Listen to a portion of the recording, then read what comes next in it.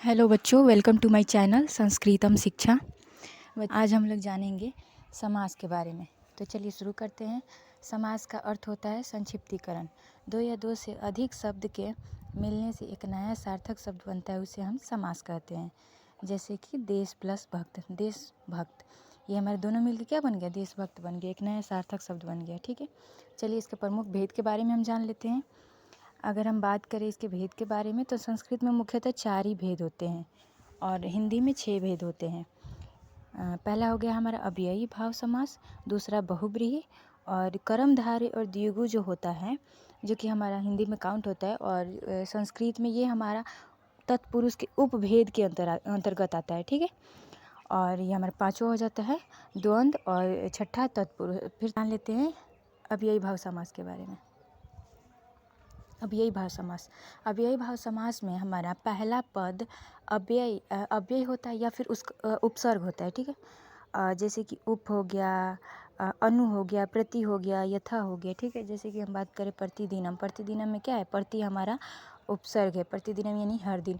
यथाशक्ति, ये हमारा क्या है? अव्यय है। यथा अव्यय है, तथा अव्यय है, यथाशक्ति तथा भक्ति, यानी कि शक्ति के अनुसार। ठीक है, इसी प्रकार अगर हम बात करें बहुव्रीहि समास के बारे में, तो बहुव्रीहि समास में हमारा पूर्व पद और उत्तर पद दोनों प्रधान ना होकर किसी अन्य पद की प्रधानता होती है, उसे हम क्या कहते हैं? बहुव्रीहि समास कहते हैं। जैसे कि दशानन, 10 है, आनंद जिसके, यानी कि 10 है सिर जिसके, अर्थात रावण, एक विशेष अर्थ दे रहा है। ठीक है, चक्रपाणी, यानी कि चक्र है जिसके हाथ में, यानी कि विष्णु। ठीक है, लंबा है उदर जिसका, यानी कि लंबोदर, गणेश। ठीक है, ठीक इसी प्रकार हम कर्मधारय समास की बात करें, तो इसमें उपमान, उपमेय, विशेष्य, विशेषण की प्रधानता होती है।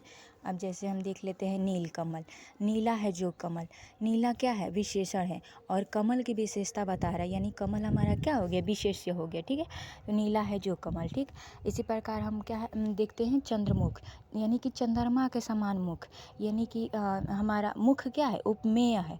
ठीक है, और चंद्रमा यानी कि उपमान है। ठीक है, उपमा यहाँ पे दी जा रही है, चंद्रमा के समान मुख है। ठीक है, चंद्रमुख। ठीक, अब हम बात करेंगे द्विगु समास के बारे में। द्विगु समास में हमारा पूर्व पद संख्यावाचक होता है तथा संपूर्ण पद मिल के किसी समूह का बोध कराता है। जैसे कि हमारा सप्ताह हो गया, सप्ताह यानी कि 7 दिनों का समूह हो गया। त्रिफला यानी कि 3 फलों का समूह हो गया। ठीक है, ऐसे ही हम बात करें अगर द्वंद्व समास के बारे में, द्वंद्व समास में दोनों पद की प्रधानता होती है। जैसे कि माता पिता हो गया, भाई बहन हो गया, सुख दुख हो गया। ठीक है, इसे हम द्वंद्व समास के नाम से जानते हैं, और इसका ये चिन्ह होता है, ये जब भी हम लिखते हैं माता, तो ये हम चिन्ह का प्रयोग करते हैं, फिर पिता, ऐसे। ठीक है, तो जहाँ भी ऐसे रहे माता पिता, लगातार सुख दुख, भाई बहन, तो वो हमारा क्या होगा? द्वंद्व समास हो गया। ठीक है, अब हम बात करेंगे तत्पुरुष के बारे में। जिस समास में उत्तर पद प्रधान होता है, यानी कि दूसरा पद प्रधान होता है, और दोनों पद के बीच कारक चिन्ह विलुप्त होता है, यानी कि उसमें दिखता नहीं। जैसे कि राजपुत्र। ठीक है, तो राजा का पुत्र, यहाँ पे क्या है?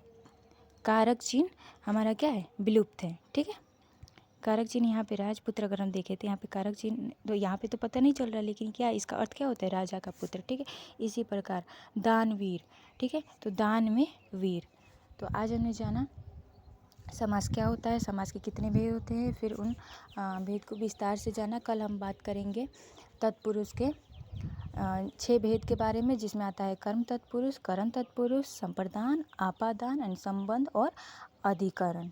ठीक है, तो मिलते हैं नेक्स्ट वीडियो में। वीडियो अच्छी लगी हो तो लाइक ज़रूर करें, और वीडियो से संबंधित कोई भी डाउट हो तो कमेंट सेक्शन में पूछ सकते हैं। धन्यवाद।